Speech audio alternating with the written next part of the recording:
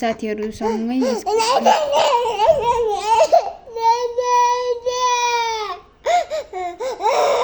ल नजाने त नजाने पहिला मेरो कुरा त सुन न नगए पनि नगइने कुरा त सुन्न त हुन्छ नि तिमीलाई स्कुल जान किन मन नलागेको भन न किन मन नलागेको बाबा स्कुल जान किन मन नलागेको किन भन त यहाँको स्कुल जाने हो यो स्कुल जाने हो अब यो स्कुल जाने तिमी हो तिम्रो स्कुल जाने तलको स्कुल नजाने अनि कहिले जाने त त्यहाँ अस्ति त त्यहीँ जान्छु भन्थ्यौ त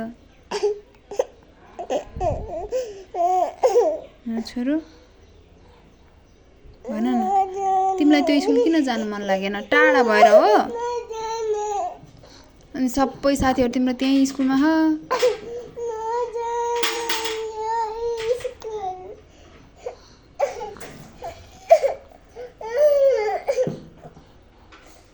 तिमी चाहिँ कुन स्कुल जान्छौ भन अहिलेदेखि भन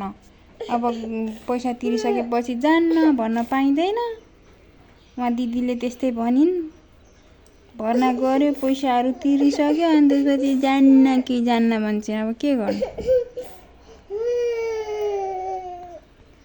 छोरी